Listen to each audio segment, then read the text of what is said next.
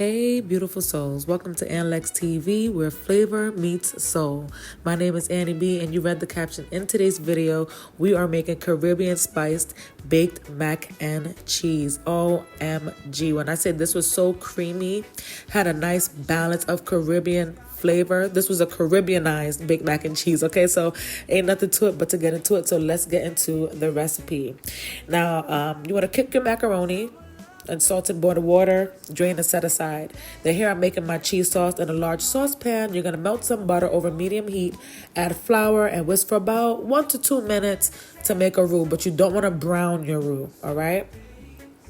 So you're going to keep adding the flour, whisk it in 1 to 2 minutes. When all the flour is absorbed into the butter, that's when you're going to slowly whisk in your warm milk and cream. All right? Yes.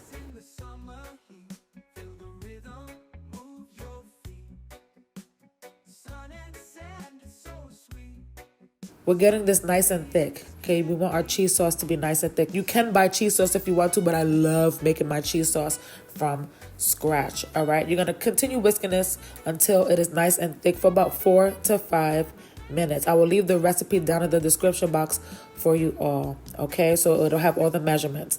Now here I'm stirring in my scallions, some Scotch bonnet. Then I have some garlic powder, ground allspice, black pepper, and some salt. You want to make sure you season to taste as well. Right, you're going to whisk that in, and then once smooth and bubbling, you're going to reduce the heat to low, and then you're going to start adding in your Mexican blend cheese. That is what I used. Okay, you use what cheese you like in your baked mac and cheese, but the Mexican blend cheese, I feel like, is just the perfect variety of cheeses. It gives a very nice consistency for the cheese sauce. Whisk that in, and here I am tasting it. You see how it coats the spoon? That's a good cheese sauce. That ensures that your baked mac and cheese is going to be nice and creamy. All right, so I'm making sure to taste it as I go to see if I want to add anything else. I added a little bit more salt, and then I'm adding a little bit more allspice. I'm adding some red pepper flakes. I wanted to have a little extra kick. Okay, a little extra kick. And then you're going to go ahead and give that a good mix. Love making my cheese sauce. It just comes out great every single time. And it's fun because you could do a variety of different flavors with your cheese sauce. Now here I'm adding in my pasta. And I actually used bow tie pasta. I didn't have elbow macaroni. So I used this, and it's just fine. It was just fine because it's about the same size. So you're going to mix in your drained macaroni to your cheese sauce. Stir until fully coated. Make sure you preheat your oven to 375 degrees. Now what I like to do with my baked mac and cheese is I add a layer of the pasta with the cheese, and then I add some shredded cheese over that, and then I add the rest as you saw me do here. Okay, and then of course I'm going to put some extra cheese over the top. I'm keeping the topping very simple. I'm doing cheese and a sprinkle of paprika. That's it. That's all. You can add breadcrumbs if you like.